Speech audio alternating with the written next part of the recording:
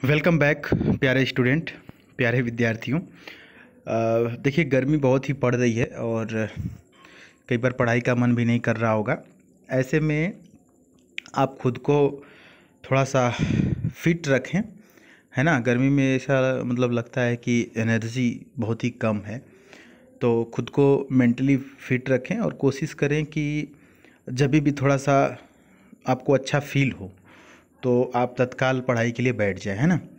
ऐसे में आपको वक्त निकालना होगा पढ़ाई के लिए, क्योंकि आप सिचुएशन तो ऐसे ही ख़राब रहती है। कुछ दिन के बाद अब बारिश होने लगेगी, फिर जो किसान फैमिली से आते हैं, फार्मर फैमिली से जो भी स्टूडेंट आते हैं, उनके यहाँ थोड़ा सा फिर से काम शुरू हो जाएगा, है ना।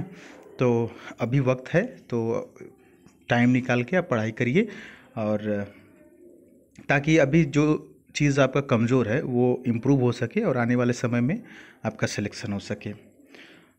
चलिए शुरू करते हैं। ये 8वां वीडियो वन वर्ड सब्स्टिट्यूशन से। बिल्कुल घबराने की ज़रूरत नहीं है ना। अगर आप मेहनत करेंगे, काम करेंगे किसी भी चीज़ पर, तो देखिए एक समय आते आते आपको चीज़ें आने लगती हैं। और इंग्लिश से बिल्कुल डरने की ज़रूरत नहीं है ना। इंग्लिश को हम बिल्कुल खेल खेल में आपको सिखाएंगे, एकदम बच्चों की तरह पढ़ाएंगे। हर एक क्वेश्चन और हर एक वर्ड आपको यहाँ पर समझ में आएगा, ठीक है। एकदम फियर अपने माइंड से निकाल दीजिए और आइए फोकस करते हैं क्वेश्चन पर। क्वेश्चन है आपके सामने, इम्पॉसिबल टू डिस्क्राइब। अब देखिए इसका मीनिंग आप समझ गए होंगे। जिनका इंग्लिश वीक है वो भी समझेगा। इम्पॉसिबल मतलब सर जी असंभव होता है, और डिस्क्राइब का मतलब होता है कोई भी चीज़ का वर्णन करना, है ना। तो कोई ऐसी चीज़ हो जो डिस्क्राइब करना यानी वर्णन करना जिसका असंभव हो, उसको एक शब्दों में क्या कहते हैं। वन वर्ड का मतलब यही होता है ना, एक शब्दों में। तो देखिए ऑप्शन नंबर ए यहाँ पर जो है इसका मतलब होता है मिराकुलस। मिराकुलस का मतलब होता है चमत्कार या अद्भुत। ऑप्शन बी यहाँ पर सही है, ठीक है। Option number B ineffable. Ineffable का मतलब होता है अकहा, मतलब ऐसी चीज़ जो कहा न जा सके, अकहा, समझ रहे हैं, जिसको डिस्क्राइब न किया जा सके। तो यही वाला ऑप्शन बी वाला सही है। लेकिन आपको समझने के लिए सी वाला भी समझा देते हैं। सी में लिखा हुआ है ऑप्शन नंबर सी में स्टूपेंडस। स्टूपेंडस का मतलब होता है अति विशाल, मतलब बहुत विशाल, बहुत बड़ा। और अपालिंग लिखा हुआ है। अपालिंग का मतलब होता है भय उत्पन्न करने वाला। तो देखिए चारों में से ऑप्शन बी सही है। हम क्या करेंगे, जो भी आपके सामने वन वर्ड आएगा उसमें चारों ऑप्शन आपको बताएंगे, ठीक ना। क्योंकि वन वर्ड में चारों ऑप्शन हम बताते इसलिए हैं क्योंकि जो एक तो ऑप्शन सही रहता है, बाकी के जो 3 ऑप्शन रहते हैं ना, वो 3 भी किसी न किसी वन वर्ड से ही लिए गए रहते हैं। तो इसमें आपको बेनिफिट मिलेगा। आइए दूसरे क्वेश्चन की तरफ बढ़ते हैं। लिखा हुआ है कि अ post with little work but high salary.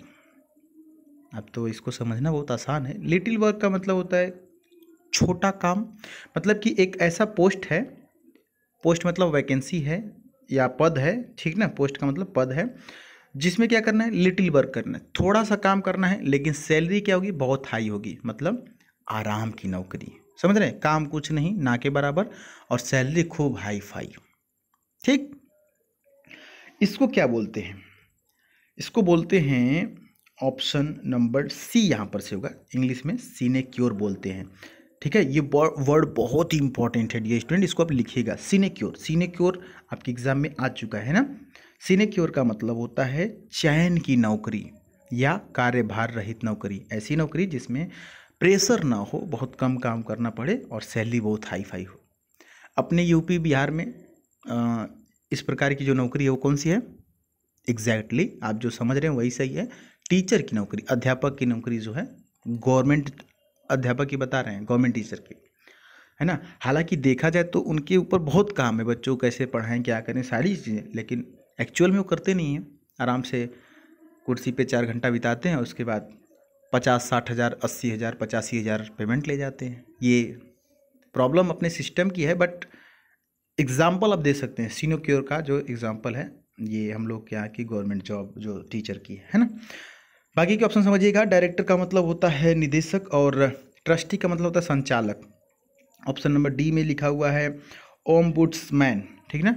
Ombudsman का मतलब होता है लोकपाल, ठीक है। समझ में आया, ऑप्शन सी यहाँ पर सही है। बहुत धीरे तो नहीं पढ़ा रहे हैं, आराम से बता रहे हैं ना, तो जल्दी भी क्या है ना, आराम से समझेंगे, एक बार समझ लेंगे दोबारा पढ़ने की ज़रूरत नहीं पड़ेगी, है ना।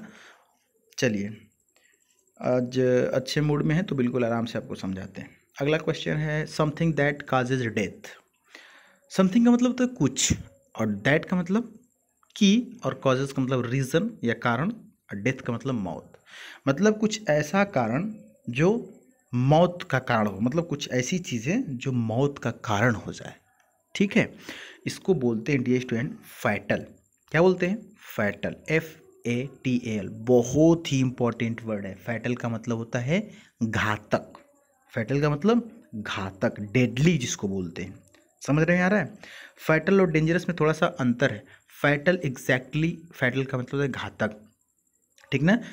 अच्छा, डेंजरस का मतलब होता है, डेंजरस का मतलब क्या होता है? खतरनाक या भयानक। ब्रूटल, ये भी काफ़ी इंपॉर्टेंट वर्ड है, ब्रूटल, ठीक है। ब्रूटल का मतलब होता है क्रूर या निर्दयी। हॉरिबल का मतलब क्या होता है? हॉरिबल का मतलब होता है भयंकर। हॉरिबल का मतलब भयंकर। चलिए, ऑप्शन बी यहाँ पर सही था, फैटल। चौथे नंबर का क्वेश्चन आपके सामने आ चुका है, और क्वेश्चन है अ पर्सन हु राइट्स डेकोरेटिवली। डेकोरेटिवली का मतलब, ये शब्द जो बना है वो डेकोरेट से बना है, और इसका मतलब होता है डेकोरेटिवली का मतलब होता है सजावटी। यानी कि ऐसा आदमी जो सजावटी लिखावट, जिसकी लिखावट बहुत ही अच्छी हो, सजावटी हो, उसको बोलते हैं कलीग्राफर, या कलीग्राफी भी बोलते हैं। ऑप्शन नंबर ए यहाँ पर सही होगा। ये वर्ड भी कई बार आपके एग्जाम में आ गया है, ध्यान देंगे। कलीग्राफर का मतलब होता है अच्छा लिखने वाला, सुलेख बोल सकते हैं, ठीक ना। बाकी के ऑप्शन सर जी समझा दीजिए, तो आप समझ लीजिए। लिखा हुआ है कोलियर। कोलियर का मतलब होता है कोयला खोदने वाला। ऐसा आपको झारखंड में कोयलौरी में मिल जाते हैं लोग, है ना, जो लोग कोयला खनते हैं उसको कोलियर बोलते हैं। अच्छा, ऑप्शन नंबर सी कोरियोग्राफर लिखा हुआ है, और कोरियोग्राफर जो शब्द है ये स्पेलिंग टेस्ट में आ चुका है, इस बात का ध्यान देंगे। इसकी स्पेलिंग आप देख लेंगे। कोरियोग्राफर का मतलब होता है नृत्य रचनाकार। जो लोग डांस वगैरह सिखाते हैं, मूवी वगैरह में देखते हैं ना, कोरियोग्राफर वो डांस सिखाते हैं, नृत्य सिखाते हैं। अच्छा, ऑप्शन नंबर डी भी सर जी बता दीजिए। डी में लिखा हुआ है कार्टोग्राफर। कार्टोग्राफर का मतलब होता है जो मानचित्र वगैरह बनाते हैं, ठीक है, मानचित्र समझ रहे हैं, नक्शा वगैरह घर और का, that is cartographer. Clear? Next question की तरफ बढ़ें। चलिए, लास्ट क्वेश्चन है, और इसको भी बहुत ही आराम से समझेंगे। N inscription on a tomb.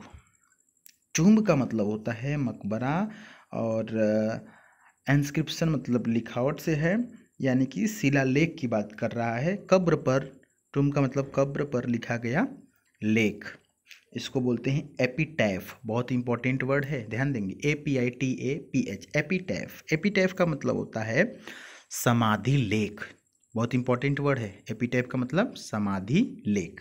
अच्छा सर, तो सर बाकी कोई ऑप्शन भी समझा दीजिए हमको। ये वाला ऑप्शन नहीं समझ में आ रहा है, नहीं आ रहा है ना आपको?